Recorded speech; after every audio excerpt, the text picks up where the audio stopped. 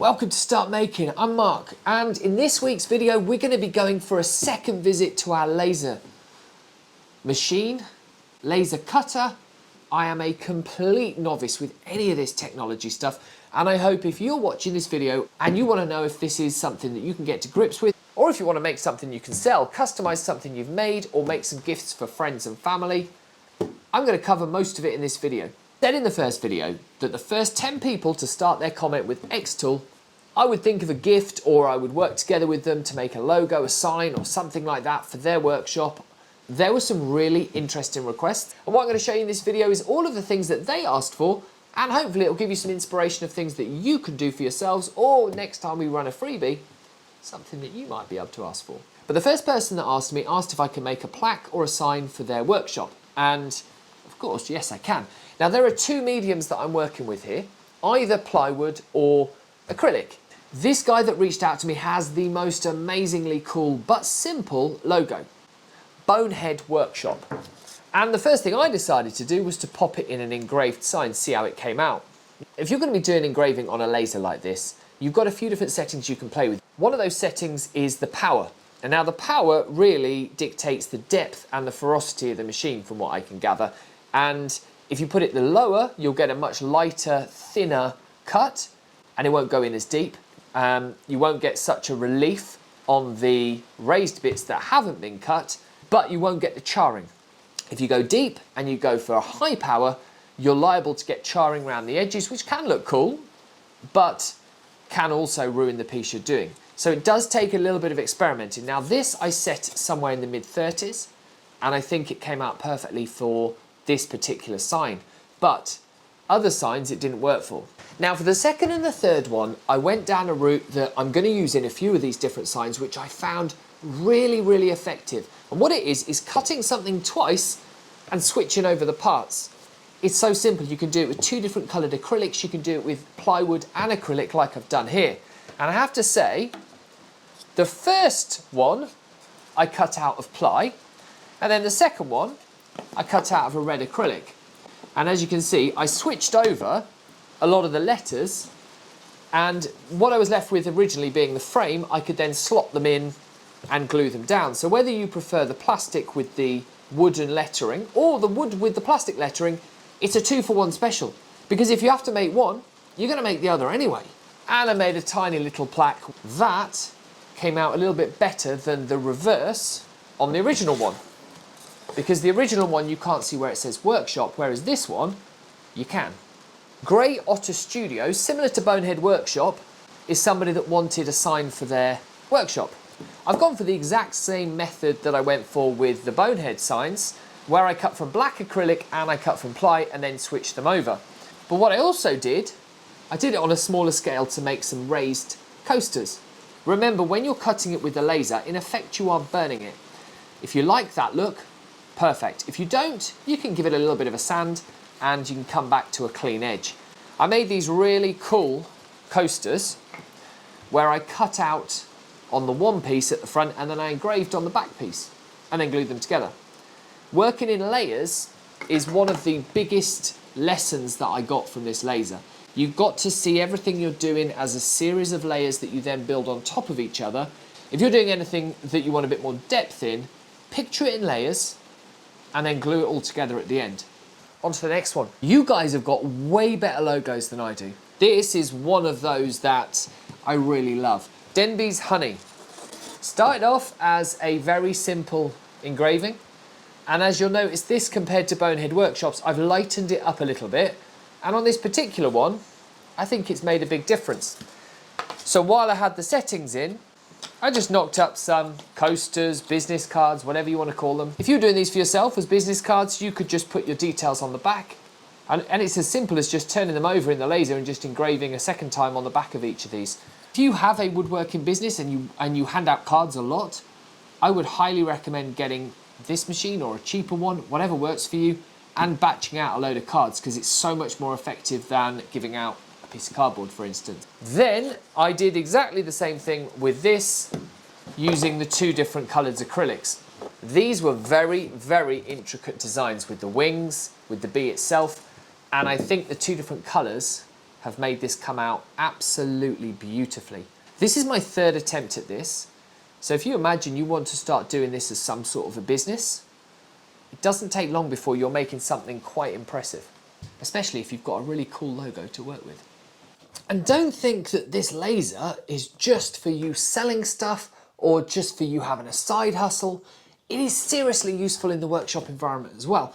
I haven't even scratched the surface, but I know a lot of you watch Dainsy over on Dana Made, and he has just received a bit of kit like this, and I really enjoyed his video for it. And one of the things that he discovered or found online was a website. It makes boxes, and every workshop needs lots and lots of boxes for all your small parts. So what this website, what makes it so clever, makercase.com, what makes it so clever is that you put in the dimensions of the box you want, and you put in you want a box joint or a butt joint, whatever you want, 4 sides or 5 or 6. It'll make all of the different shapes and sizes that you need. And once you put the dimensions in, it works out how big the fingers need to be so they interlock. So you haven't got to mess around. And then you just download it for free and pop it into your xTool Pro. And if I can do it, I'm pretty sure you guys can figure it out. It cuts it for you. And what you end up with is this: a base, 2 sides, and I've actually been putting these together. You should have 2 end pieces. But what they do, they just interlink, and all of the sides join together using the finger joint. And all you have to do is glue it, and you have a small parts box. Print out enough parts. First one I did, a little bit high, but it's now the perfect storage box for everything I need for working with the laser. So this will end up next to the laser. Did I stop there? Oh no. I got the dimensions right, and I printed off a few more. They're messy, they're pretty ugly inside, a little bit on the outside, but you can clean them up if you want to. You can actually sand off the burn if you prefer a bare wood finish. I didn't do the sides, so you could get a nice contrast. No burn, burn, no burn, burn. I still didn't stop there, because I saw on the website that there was a feature for putting dividers in of these boxes. And with about 5 minutes of calculation, not much more, I printed a holder for all of these. And I'm not kidding you, 4 hours work, where I did none of the manual labour but gluing, printed out and cut this. I'm going to pop this in a French cleat frame, and I'm going to pop this on my wall, and it's going to hold everything that I need for certain jobs and have all of my small parts needs covered.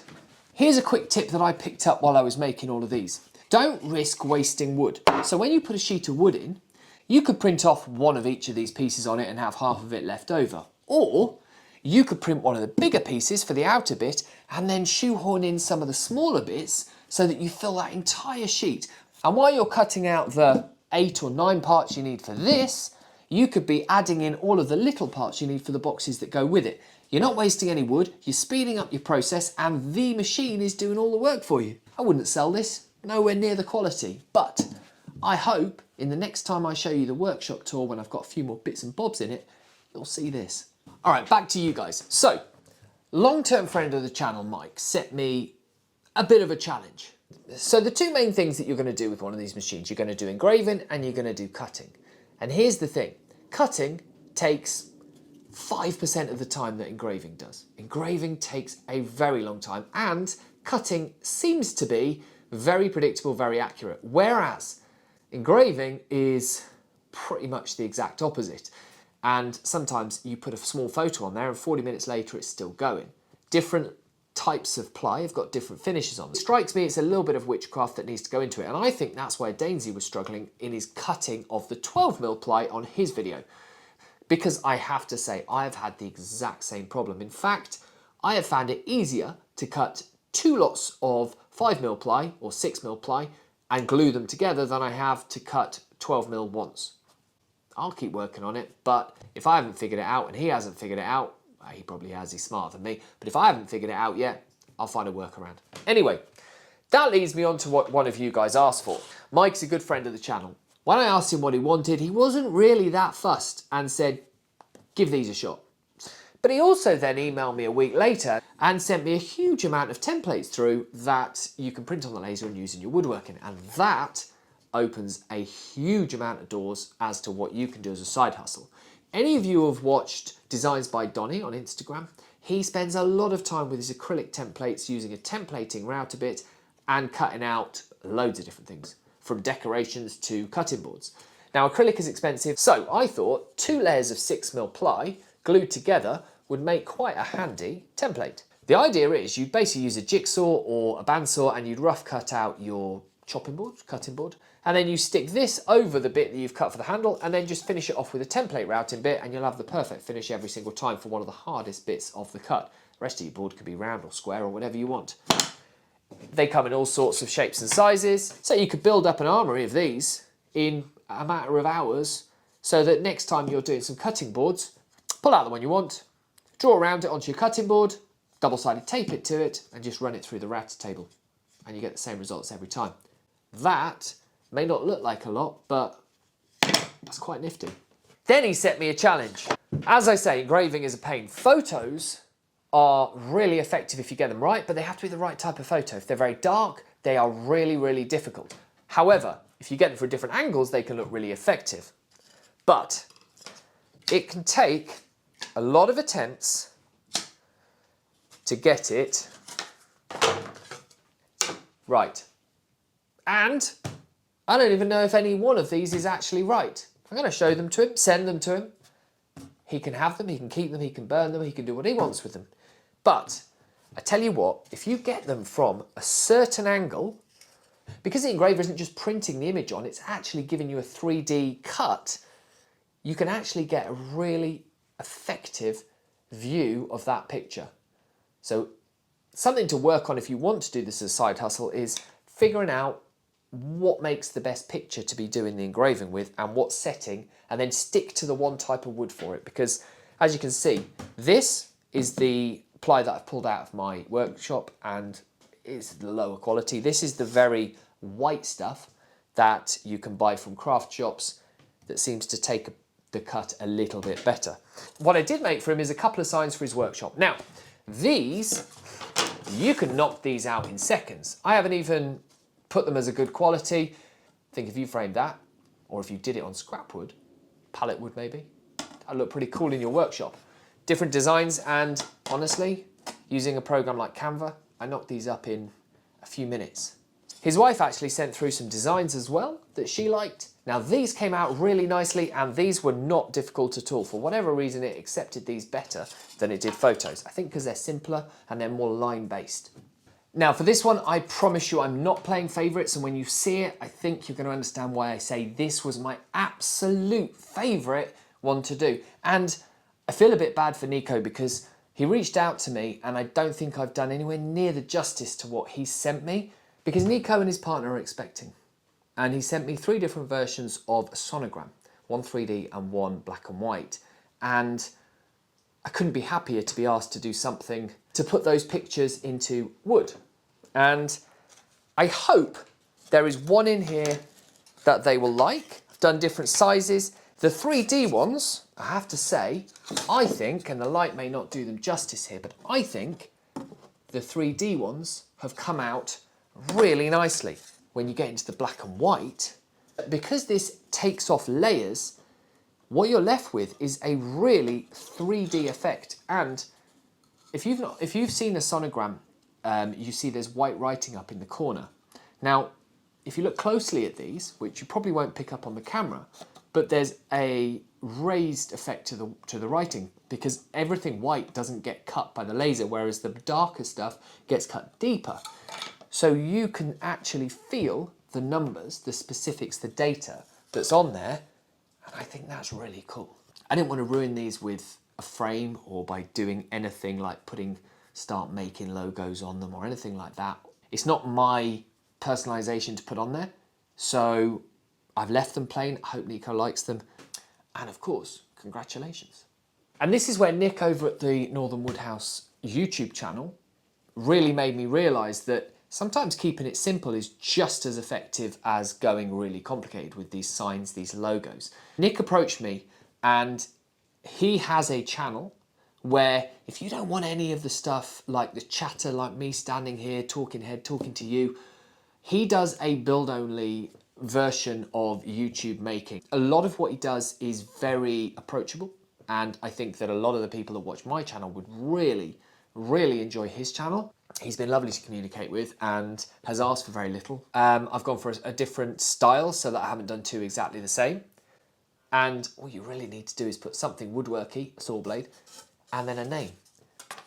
But you can make it a little bit flasher if you want. This is just one layer of acrylic and one layer of wood. Cut one out of one, stick it in with the other.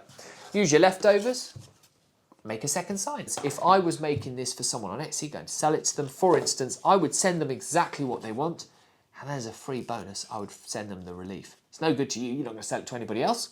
I would absolutely send that through and say, oh, I thought you might like this, here's a little bonus. That's going to go a long way customer service-wise. Now, back to Nick at the Northern Wood House. I watched a few of his videos, and I have to say, he like so many smaller channels, deserves more subscribers than he has. One thing I noticed with a lot of channels, mine included, we don't ask you enough to subscribe, and that's why I made the sign behind me. I noticed that because Nick doesn't talk on camera, he can't actually go out there and say, if you like what I'm making, please subscribe. So, I made him a little sign. He can put it up in his workshop, he can put it behind the camera, he can lean it, and all it is a 3D layering of 2 layers of 6mm ply with acrylic on top, glued onto a piece of, I don't even know what type of wood it is, but it's a nice hardwood, and it's simple. I really hope Nick enjoys some of his signage, and we may see it in future videos, but you'll only see them if they come up on your newsfeed, and they'll only come up on your newsfeed if you go over to his channel and click a subscribe. This one's a good one. This isn't my design, it's not my style that I've made up or anything like that, but this is a really simple cut, and I've done it with acrylic on top of ply. So I've cut it twice and glued it together. This bit comes out, but it is a perfect fit for inside the bigger housing. And so what this means is you put this on the wall. This has your keys attached to it. When you come home, you just slot it back into its housing, and with this on the wall, you know where your keys are all the time. The laser cuts a hair's breadth out of it. So when Daniel gets this, he may have to give it a quick sand. Sorry, Daniel, I've possibly become a little lazy because I've got a machine working for me and I really hate sanding. Sorry to put that onto you. The reason I've done a few different layers is because the keys are going to be quite big. And so Daniel can take the choice. He can have different designs in different places in his house. He can use his favourite, or he can laminate them together to make it a little bit thicker on the wall so that the keys don't push the key fob away from the wall. And with that in mind, because I can cut these on the laser in approximately 3 or 4 minutes per one, I just did another one and laminated it together for a big block of wood. This could be the backing piece, and you can pad it out however you like. When you've got a machine working for you, you can offer these sorts of things, and it costs you very little in time. It's just a couple of bits of material, and the wood, I mean, that's super cheap. The acrylic's a bit more expensive. At the end of the day, if you're going to do this as part of a business, customer service is just as important as quality, and I think this adds to it. I'd like to finish this video with simplicity itself. What I mean by simplicity at the end of all of this is, if you want to bulk out an Etsy store, or if you want to bulk out your offering, however you're selling it, or if you're doing some freebies, you want to get your name out there. Let's say you're a furniture maker and you use one of these xTool laser cutters to actually just make your template, to then use a router table to make your legs for your chairs or things like that. It's all perfectly possible, one of these. You just use it in a similar way to how you'd use a CNC. If you're looking at other ways to justify the cost, this could be a really easy start point. I would have made these myself, but I don't have any of my tools in here. They're all still in the lockup while the interior is being done. But you're going to have to imagine that these were made by me. Simple blanks for coasters. One circular, one square. I will say some of you are going to get these as freebies, the 10 to 20 people that didn't make the first 10 on the cut. I apologise for the fact that the square ones are like bananas. I think it's in the packaging, I think it's in the shipping, and I think it's in the cheap wood they're made of. The fact is, they are super cheap. If you can't make these, buy them. Print on them, use them to get your name out there, put a logo on there, put your caption on there, put your number on there. And then when you're giving away a table, give them 4 free coasters. Better yet though, make them out of a nice hardwood and give a decent set of coasters. And just maybe, if you don't want to be too obvious, just put your details on the bottom, so that if anybody is asking who made this table and the person that bought it forgot, they could just turn over a coaster and go, that's who it was.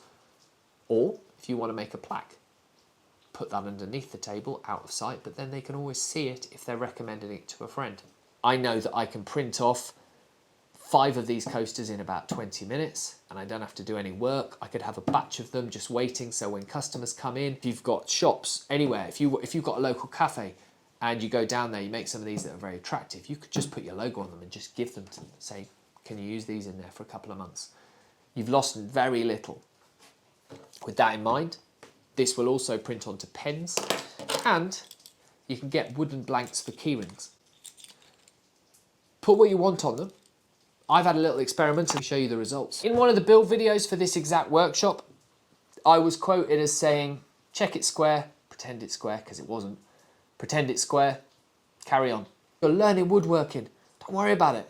At the end of the day, yes, things do need to be square, but if it's going to stop you building and break your confidence, move on. I am not saying that nothing needs to be square, because it does, frankly.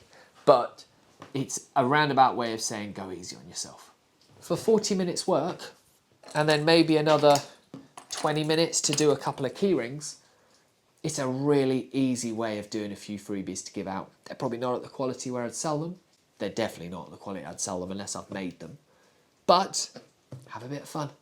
3 weeks with my xTool Pro, and I have to say I am thoroughly enjoying the challenge. And if there's one takeaway from this entire video, I'm not expecting every single person who watches it to go out and buy one. At the end of the day, I will leave the affiliate links down below for if you decide that this is the right thing for you. What I am saying, if you do decide to buy one, do not let capability hold you back. Because I haven't made anything groundbreaking, but I have managed to come out with things that have been really easy to put together, and I'm quite proud of them. As a final thought, this is not my usual kind of video. We'll be back to the build videos for either the workshop or some cool woodworking stuff, some tools, things like that. But it has been fun doing something a little bit different, and I'm going to enjoy setting up the side hustle. Now, if you like this one but you missed the unboxing, it's right there. If you want to get back to the woodworking stuff and see how the workshop's coming along, it's right up there. Either way, thanks for watching.